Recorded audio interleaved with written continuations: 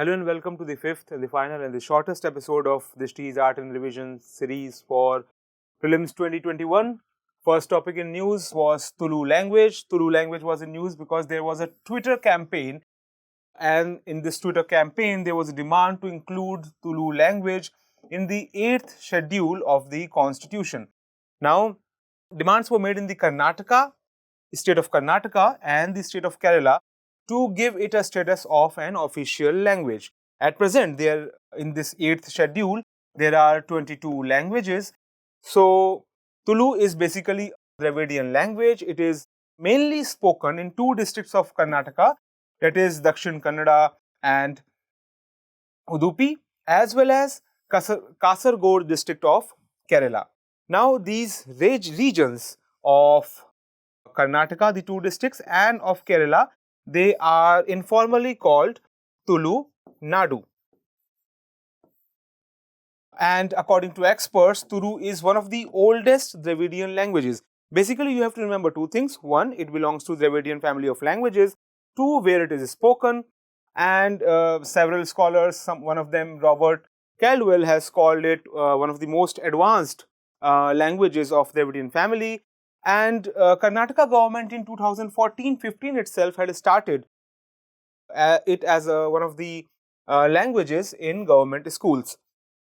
Two important things again are one, the famous folk songs called Padanna, and second, very important, Yakshgan, the traditional folk theatre that is also done in Tulu language. It is also done in a few other languages, but Tulu language is a predominant medium through which or in which this theatre is performed. Moving on further, Prabuddha Bharat was in news. So first thing, what was Prabuddha Bharat or what is Prabuddha Bharat? It is a magazine which was launched by Vivekanand, Swami Vivekanand. So it recently celebrated its 125th anniversary and that anniversary was celebrated on 31st January 2021. It is a monthly magazine of Ramakrishna Mission and it was started by Swami Vivekanand.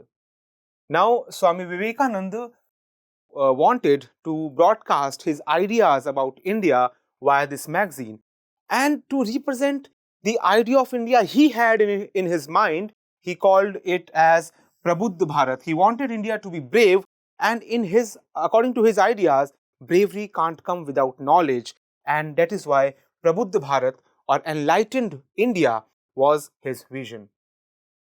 Now, we said it was a magazine of Ramakrishna Mission. So what was Ramakrishna Mission? Ramakrishna Mission was named after Ramakrishna Paramhans, the guru of Swami Vivekanand. And we should also know that the original name of Vivekanand before he took the monastic vow was Narendranath Dutt. Moving on further, Vivekananda gained worldwide fame after he addressed the World's Parliament of Religions at Chicago in 1893. He founded Ramakrishna Mission, whose magazine was Prabuddha Bharat, and that Ramakrishna Mission was founded in 1897. Very important for chronology kind of questions which UPSC has asked in the past. What was the doctrine of Ramakrishna Mission, or the one which Vivekananda personally espoused? That was doctrine of service, that is serving all human beings. He said that the worship of Jiva is equivalent to worship of Shiva. Moving on further, Khelo India Youth Games were in news. Why? Because government has decided to include 4 indigenous games in its Khelo India Youth Games. Now, what are those 4 games? They are Gatka, Kalari Payattu, Thangta and Malkhamb. We'll know a bit about these games later. First of all, about these games.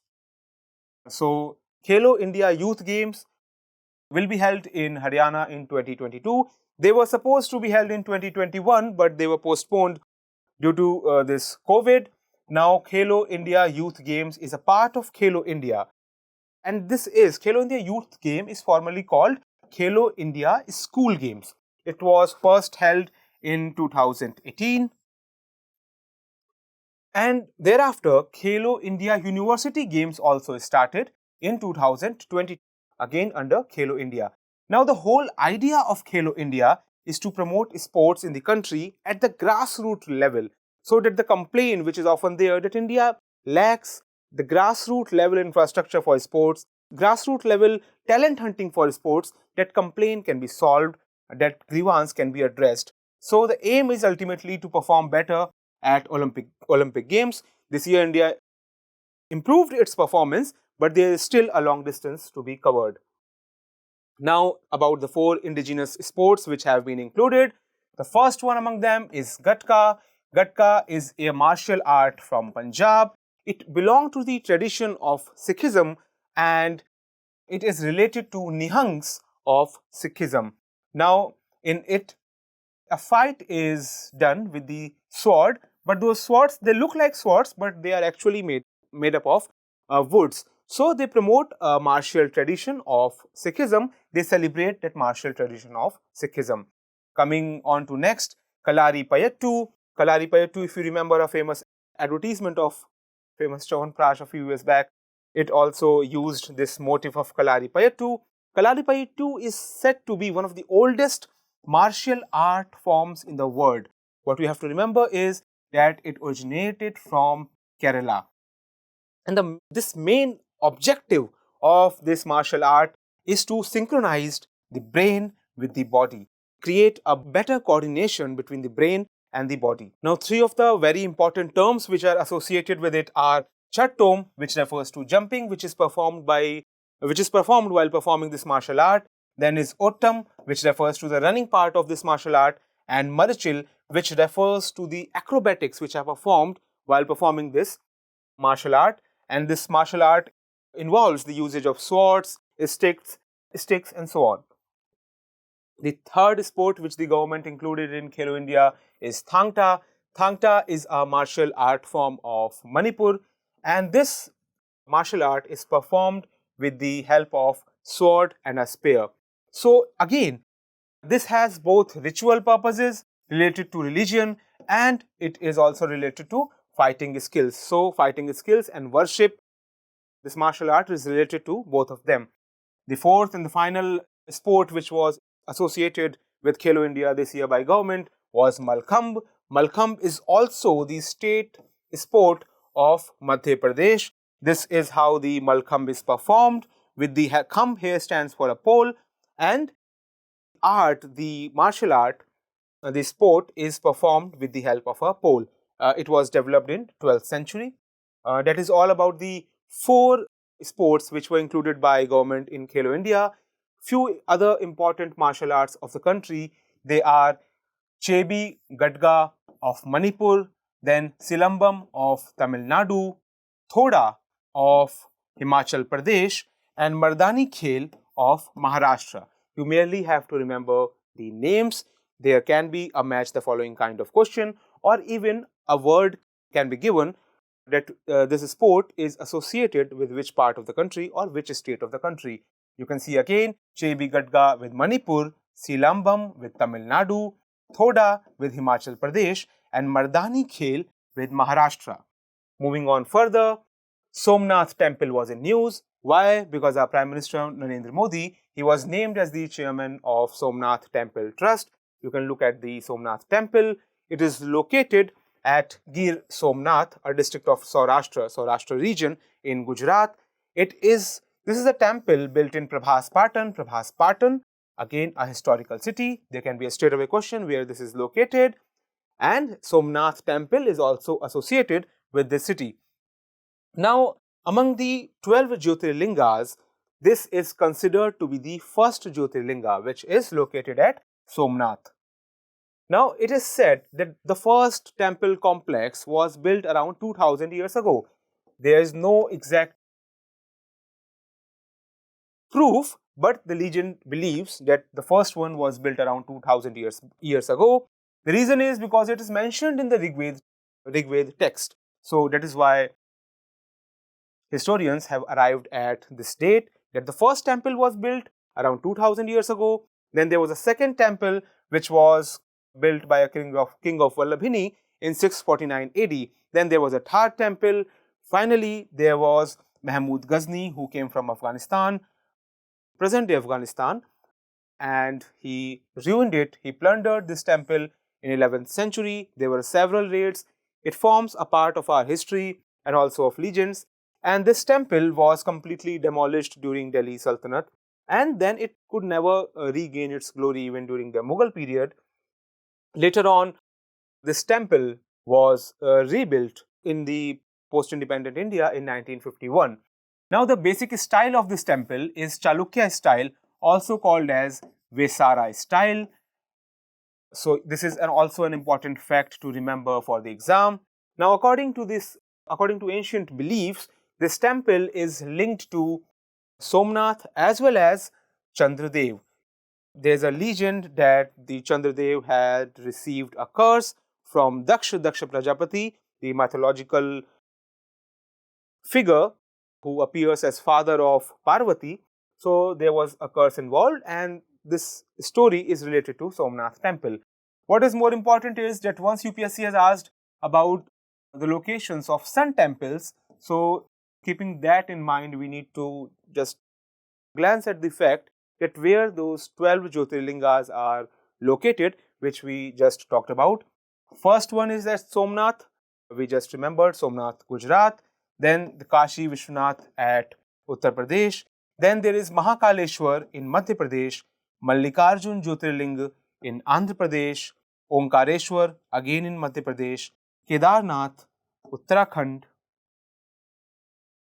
Bhima Shankar in Maharashtra, Baidyanath in Jharkhand, Ramanath Swami in Tamil Nadu, Nageshwar in Gujarat, Trimbakeshwar at Maharashtra, and Grishneshwar at Maharashtra.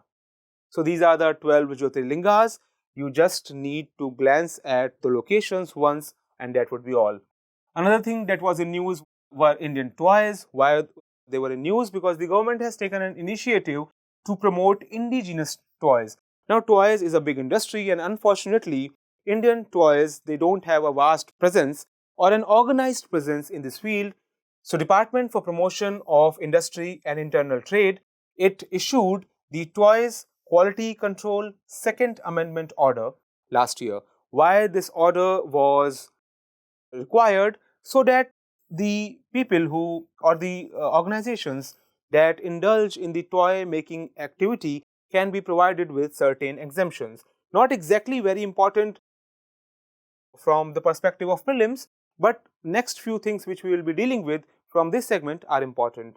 So, now these products have been exempted from the mandatory standard mark. Which is that standard mark? Bureau of Indian Standards. So, first thing we'll deal very soon with Bureau of Indian Standards, and this will provide some relief to indigenous toys and will boost their sales and manufacturing. Government of India also organized Toy Kathan. Toy Kathan was launched in January 2021 to boost toy production. It is an inter-ministerial initiative. So this is also very important from exam perspective. It's not that only one ministry is involved, like Ministry of Textile or Ministry of Education. Several ministries, one Ministry of Education, then Ministry of Women and Child Development, then Ministry of Commerce and Industry, and then Ministry of MSME, Ministry of Textiles, and Ministry of Information and Broadcasting. So this is an inter-ministerial initiative, that is Toy Kathan 2021. Why? Because government wants to create a better environment for domestic toys, and the emphasis is to boost the production of such toys which can reflect Indian traditions, Indian history, Indian civilization, and value and ethos of the country.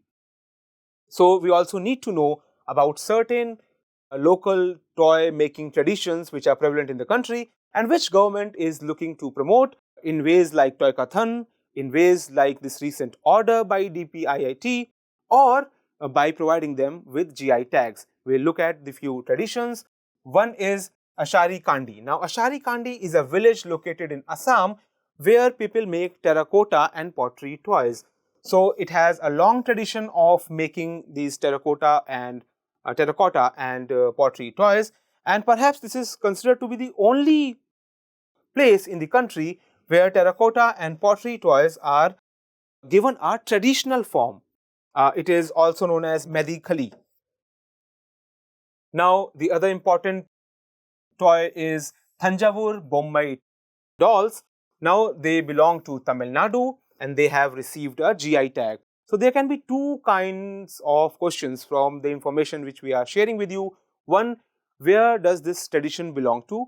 Second, has or has it not received the GI tag? So this is Thanjavur Bommai doll. Then there is Etti Kopakka toys. They belong to Andhra Pradesh. It has also received the GI tag which is provided by GI registry. Then Laifa Debi. So Lai, it means God, and Fari, it means shabby piece of cloth. This is a glorious tradition in which waste cloth was used to produce toys resembling gods, and this belongs to Manipur. Then there is Channapatna. These Channapatna toys, they belong to Karnataka and they have also received GI tag. You can see at the image of Channapatna toys. Then we have Nirmal toys, again very important. There is a place in Telangana where these were produced. This place was called Nirmal, and from there it gets its name, Nirmal toys. It belongs to Telangana. It also has GI tag. And then finally we have Kinhal toys, and they belong to Karnataka, and it also has got a GI tag. So let us revise all the toys or the toy making traditions which we just discussed. First was Ashari Kandi, it belongs to Assam. Then we have Thanjavur Bommai dolls, it belongs to Tamil Nadu, it has got a GI tag. Then we have Etti Kopakka toys, belongs to Andhra Pradesh, again GI tag. Then Laifadi B belongs to Manipur. Then Channapatna toys belonging to Karnataka, Nirmal toys belonging to Telangana, and Kinhal toys belonging to Karnataka. It also has got GI tag. Moving on further, we mentioned Bureau of Indian Standards. We should know it's a statutory body. It was established in 2016 Act, but we should not think that it's a new body. Actually, it has got a long history. It was started during British times, and earlier it was known as ISI, Indian Standards Institution. An act related to it was made in 1986, but the act was discarded and replaced with a new act, 2016 Act. It ensures the standardization, marking, and quality certification of goods. So with BIS, we come to the conclusion of this episode and also the conclusion of this series. We wish you all the best.